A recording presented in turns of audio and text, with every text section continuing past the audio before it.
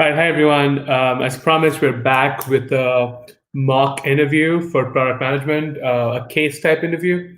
So we are going to do a typical product design question today, which generally gets asked in all sorts of tech companies. This is generally lifted from Google, but you will also face a question like this if you're interviewing with Facebook, Microsoft, Amazon. Maybe not as much Amazon, but for most tech companies in the Bay Area. So the general format will be Sam will ask me the question. So we will go forward like I would in an interview, and then we will break at certain parts of the question, parts of the answer rather, and then we are going to analyze what we did well, what we could have done better. So once he starts the question, generally you answer the question in a set of stages. So we will pause, we will go from interview mode to a discussion mode where we will try to see what we actually did, analyze some of that, and then try to take away a little bit of learning. Does that sound good? Sounds good. All right, Sam, are you ready? I'm ready. Are you? Okay, give me a question. Okay. So design a cell phone for the deaf. All right. So generally, just taking a break, this kind of question is actually pretty common. It's also designed to sort of shock you, right, at the beginning. And then, okay, so how am I going to do this? So then there are ways to break this problem down into pretty achievable little chunks, which I'm going to do. So what I'm going to do right now is I'm going to take a minute. I'm going to deconstruct this problem, ask some questions, and then we're going to get back, okay? So before we jump into the problem, Sam, I have a few questions for you. Sounds good. So we want to design a cell phone for the deaf. So I want to understand in a little bit more detail on who we are designing this phone for. So are we talking about people who have a complete loss of hearing? Are we talking about people who are partially deaf, who just have an impediment?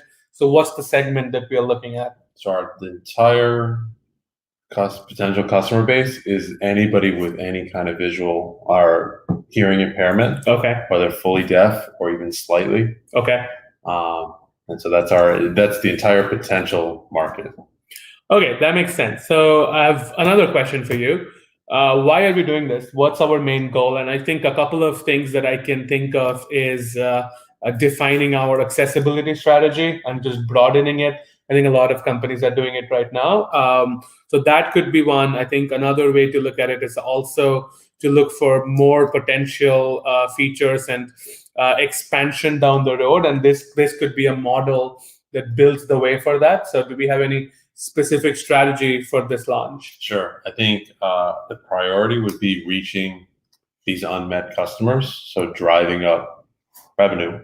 Okay. Both with the cell phone and then with the other services that they'll use on the cell phone. Right. The Google ecosystem. Also goodwill for accessibility, and then trying out these features, potentially using them others. But our main priority is we really see there's a large unmet need and a large unmet customer base that we think we can grab. Awesome. Okay, final question in this case. I'm going to define, we looked at the customers, we looked at our main goal and strategy. I want to look at what we mean by a cell phone. So, like a cell phone could mean just a phone, like sort of like this one, something that you use to communicate and something that you also use for your daily life. A cell phone could also mean the broader spectrum of smart devices. Like, for example, a smartwatch, is that a cell phone? Or a tablet, is that a cell phone? So are we restricting ourselves to just the phone market? Or are we also going to look at other devices too? We're going to right now restrict ourselves to the phone market. Okay. But the way the phone looks, feels, is designed, what features it has, that's up for you. Right. But let's restrict it to like something like this. Okay, awesome. So I'm going to take a pause and we're going to go from an interview mode to like a discussion mode. So just so you know, like clarifying questions is like super important, right, at the beginning. So Sam, tell me, what do you think happened right now? Like, what was I trying to do, and what did you think about how you were answering some of the questions as an interviewer? Yeah, I mean, I think you did a really good job. The clarifying questions are to really kind of go from something very vague and ambiguous to something very specific. So, the first is, what does deaf mean? So that's perfect because, if you just think of deaf as in people who have no hearing whatsoever, that could be a really small segment. But then when you say all hearing impaired, that could mean anybody who's potentially elderly that's losing their hearing. And so that was a really nice way to open up the market and open up the possibilities. So I like that one. Really liked your second one about what's our goal here. I mean, a lot of people in product management and product marketing questions, when they're going strategy, like to jump right to the strategy. But it's always got to attach to a goal, the higher goal. So I like that. And then the cell phone, you really scoped it down. What are we talking about here? And you really narrowed down and really made it something that seemed really arduous, something that's very doable now. 3 questions. So I really like that. And you stuck to 3, which was nice. Yeah, I think you don't want to ask like 10 questions at the beginning that sort of bore the interviewer. And often, just so that everybody knows, often when I did interviews like this, like in real time, often in interviewers, especially at Google, they would not really answer the question, not because they want to give you a hard time, but they want you to come up with hypothesis. So they would tell you that, like, I don't know, what do you think we should do? Like, for example, when I asked the question about, are we looking at people who are completely deaf versus people who have some sort of an impediment, a typical kind of a jerky interviewer response to something like, oh, what do you think we should go for? Should we go for the whole market, or should we just focus on people who have no sense of hearing? Awesome. So the next step of this whole PM interview process is, now that I have got some clarification and now that I have understand the problem just a little bit more, I want to define my customers first, right? So I'm going to think out loud and not the scribble note. But the general idea here is you take a minute or 2, sometimes 3 even, to sort of list down the potential customers that you're looking at, and then you sort of try to understand which customer is worth going for and why. So instead of doing it solitary, I'm going to try to think out loud so that I'm also explaining my process. So I can potentially think of different sets of customers. So my first customer segment, or persona, if you will, is the completely deaf segment. And now here, what I'm looking at are people who have no sense of hearing at all, who rely on stuff like like aids and visuals, who have no clue of what sound feels like, right? And they have a lot of different needs. So, for example, how they look at communication is very different from how you and I would see communication. And even basic things such as a phone call is very, very different for them, right? So, so that's one of my customer segment. My other customer segment, as this is where clarification questions came in handy, is people with a fair amount of hearing impediment. So they can definitely hear stuff, but they have issues hearing things as clearly as you and I would. And for them, I think the biggest need is amplification. So things that a hearing aid does today, if we can include that in the phone, so that they don't have to, so that doesn't really a deterrent in that experience. I have to constantly wear something in my ear. And here, I think most of these people are older. They have gradually lost their sense of hearing. So they are not disabled, so to speak, but it's just that they have slowly eroded their sense of hearing. And my third customer is a little bit out there. I'm looking at friends and family of these people who have perfect hearing, but they need to have these things set up so that they can communicate with their friends and family who have other hearing issues. And it seems like, that's super important too, because even if it's not their direct need, it's something they have to get used to if they want to communicate with people who either are completely deaf or who have an impediment. So I'm going to go with these 3 customer segments, and I'm going to try to understand what are their specific needs and pain points before I zero in on what we can actually do for them. Does that sound good? Sounds good. Okay, so let's look at the first customer segment. I'm also going to keep an eye on YouTube, like just in case if you get questions. So the first segment that we have, which is absolutely no sense of hearing, the biggest pain point for them is to like do basic things like calls, like entertainment, things like music, things like movies.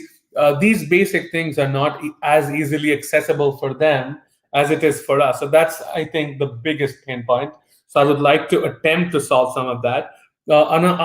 Another pain point that I can think of is also using like basic services. Like, for example, things that you use your phone to actually get things done in your house, and this could be this could be something as simple as using a voice assistant, right? Because they're super common, but if you can't really hear Alexa or Google Assistant, how are you going to communicate? So that's another need that I think we should try to think of. And I think finally, the other thing also is to use payments. For example, a lot of us make payments automatically through our voice assistants. So there could be an application to simplify that process as well. So I'm going to look at all three of these needs and see if I can come up with needs for the other segments as well. Now, for the second one, I'm looking at people who are not completely deaf. They're generally older, or they have somewhat eroded sense of hearing. So I'm looking at here as looking at what's the exact specific diagnostic issue that they have, and then create amplification measures so that they hear better than they do. And this has similar applications in both communication, which is calls and voice messages, but also in terms of how they consume entertainment, music, movies, and all of those things still apply. I think that's the biggest need here, but I could also think of other ways where we could actually try to solve some of their issue in a more elegant way. Right now, I think the biggest way that they get this done is through things like hearing aids. So if we can include that in some of our wearables, so that's definitely something that people would be excited to use, right? Awesome. And then finally, for the friends and family segment, I am looking at transcribing options. Like, for example, if I have no issues in my hearing, but my parent or my girlfriend, boyfriend, they have a hearing impediment, I want to be able to communicate better. So, intelligent transcriptions, voice to text, that makes it super easy for them to communicate in a way that the other person will understand, will have a lot of applications in this field. So I'm just going to do voice to text, but we'll look at more applications later. So those are the pain points. That's my second step, third step actually. So you you ask clarifying questions, you identify customers, and then you sort of look at the pain points. So those are the pain points that I'm going to look at. Before I jump to the next step, we're going to go to the So Sam, tell me, how's this going? I think the details that you're bringing up are really great. Okay. It's that I think the structure could be improved a little. Yeah. I think what I like to do first, and this one you've already kind of done it with the clarifying question, Right. but I think what would be nice before you even dive into the customer would be say, okay, here's our strategy. We're talking about potentially a new product. Right. We want to reach a new customer. We want to grab market share as quick as possible and captivate these customers. Right. So that's our goal. That's our strategy. And then to our audience, what the audience that we start picking is going to feed into that. Yeah. So a quick bit about that and then go. Yeah. I think your breakdown of your audience is good. I think your number 3 also is potentially a decision influencer, or an influencer, and also can apply to 1. So I don't necessarily know if that's what you want to do there, but it's okay to do. Okay, we've got fully deaf and hearing impaired. Yeah, and it's okay to have 2. I mean, I think it's okay to have 2. I think the picking which one based on the need and how Google best fits that is good, but we start getting into also like how you would design out the solution, that pain points. Sure. I think the thing that you missed was, okay, what are the sizes of those audiences? Right. maybe do that first. And it's not like you should pick one just because it's a big audience, because if Google's not fit for it, then don't pick it. But I think that would have been first. Yeah. And then do a quicker version of that in the, okay, we're picking this segment. Yeah. And then your detailed analysis of needs would be for what are the actual pain points and segment and prioritizing them. Sure. So yeah, so there are so generally when you follow a structure, and definitely you can switch things around a little bit, right? So one of the ways that I think Sam sort of alludes to is this dilemma of whether you look at all these customers and all of their pain points and see which ones you can actually solve, versus you look at all these customers and then you try to understand which customer is actually worth going to, and you forget the rest, and then you elaborate on their pain points too. So you can do either, I think, but in this case, I think what you said makes more sense because these three segments would have very, very different needs. So it's hard to zero in on what you really want to do. I think it just gets arduous to do every step of the way for three things. And I think as long as you have solid justification and you move in and out smoothly through it, I think your interview is going to be okay with, okay, we're picking this one. Yeah. And now I'm going to do a deeper dive into this one. Right. That's my style, but I see where you were going with it. Awesome. So we're going to do one more step before we call it a day. The first one is I'm going to look at one specific customer, right? And I'm going to look at some of those pain points. And then I'm going to try to come up with actual features, right? To sort of decide how we can solve some of those pain points. And I'm going to think out loud as well. So I'm going to look at the completely deaf customer segment, right? And the biggest pain point that we identified over there is calls and multimedia. So basically, trying to solve the problem of communicating with others through voice, and also the problem of consuming media that involves audio, right? So I'm going to first try to do calls, and then I'm going to do multimedia. So now for calls, I think the problem has two elements. The first one is the comprehension of the call, right? So if you are talking to someone, how do you comprehend a call if you don't know the audio elements? The second one is a lot of deaf people also have problems with speech, right? So then once you know what that person is saying, how do you communicate that, right? And I think this is perfect for Google because of all the improvements that we have seen in Google Assistant and text-to-speech. So I'm going to look at the first problem, and I'm going to try to solve this with something that already exists in the Google ecosystem, which is basically when someone calls you, Google Assistant automatically transcribes the call in real time as you see it. I think we have not really done, if we are not really there 100%, but I'd like to be ambitious and push some of our engineers to see how real time we can make it. Think about it this way. Think about the video that Sam and I are doing right now, and the Google Assistant transcribes this with reasonable 95, 98% accuracy for the person who is deaf to actually see. And if it's not real time, then it's just going to become voicemail. So I'm going to do real time transcription as my first feature.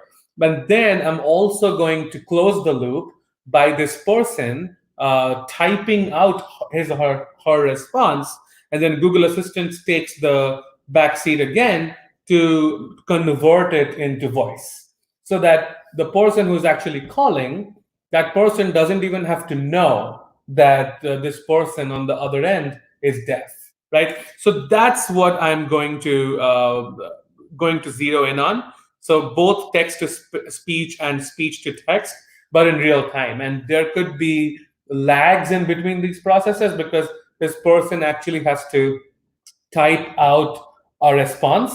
And for that, I think intelligent recommendations is super helpful. I think there has been some applications with Gmail, with Smart Compose, where you have a repository of phrases and things that you say on a regular basis to somewhat limit the amount of time or reduce the amount of time that you take when you are typing something out.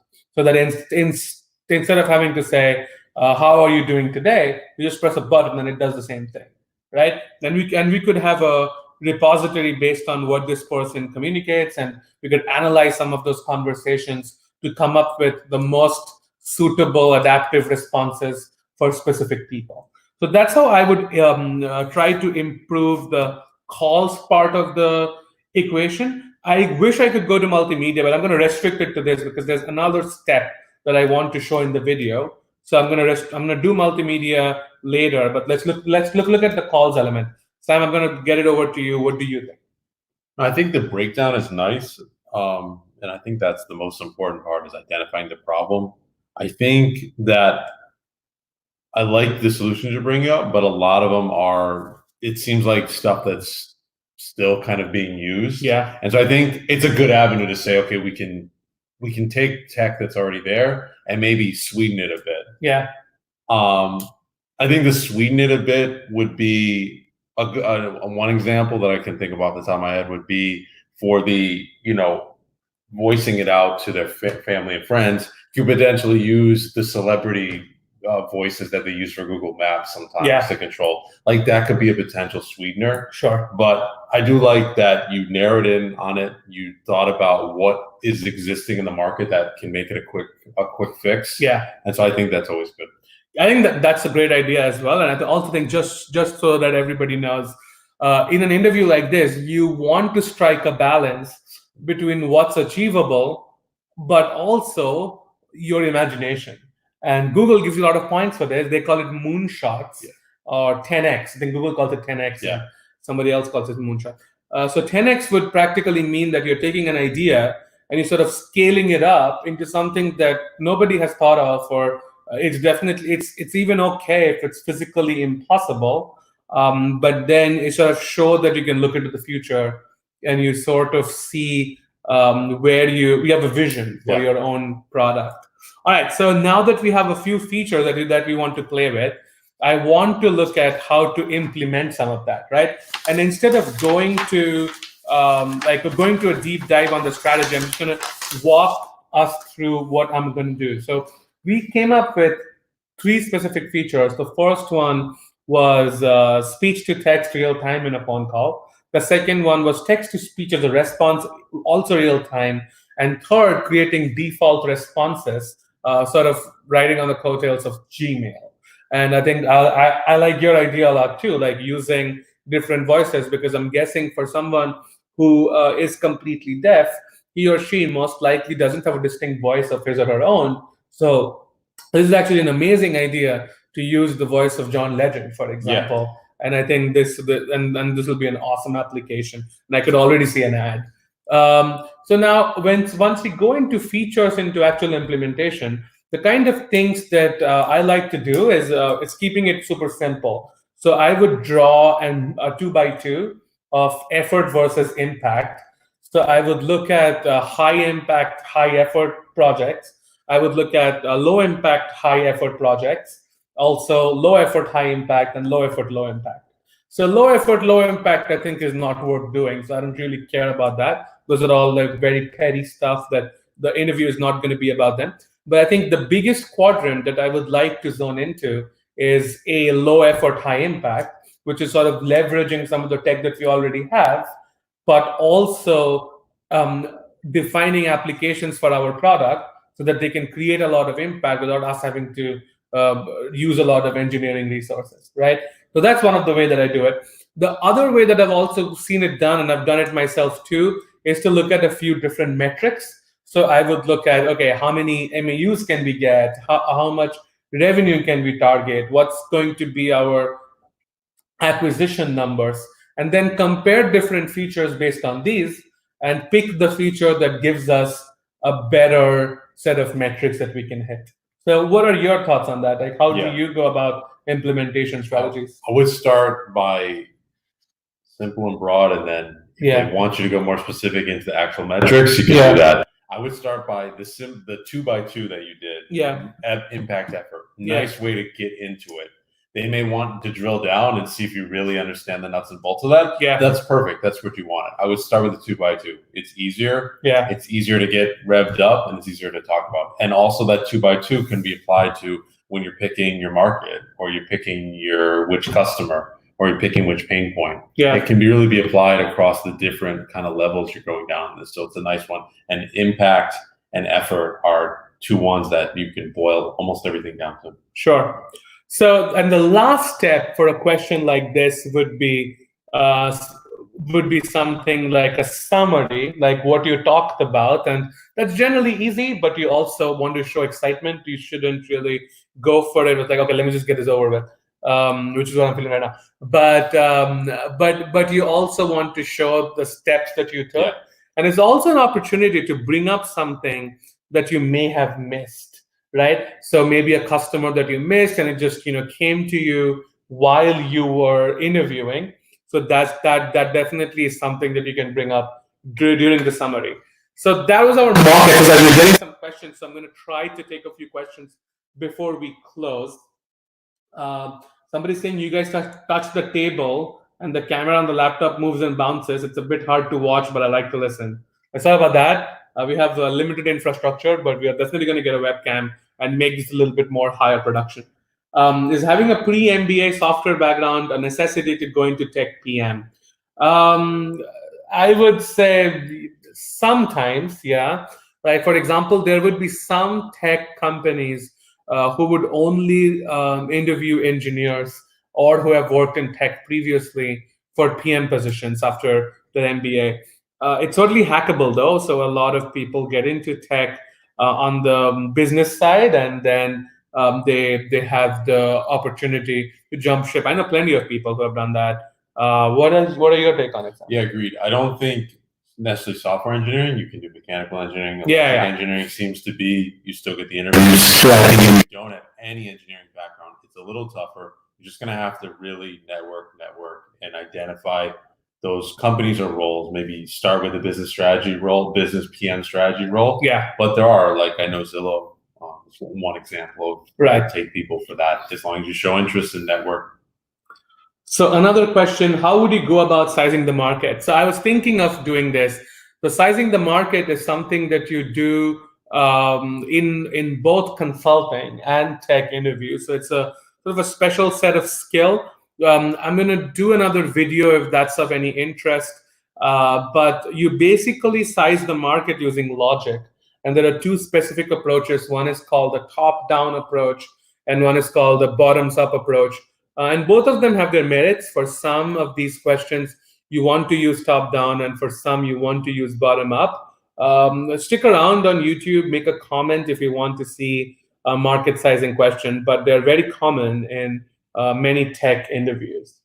Sam had mentioned he would have liked you to specify market size for categories 1, 2, and 3. Well, that would have definitely been a good idea, but just so you know, you don't have to specify market size. You don't have to say, this is a $1 billion market, this is a $20 billion. You can also say, in my experience, this is a high market, this is a broad, big market. This, on the other hand, is not as big. You don't have to go through a quantitative calculation.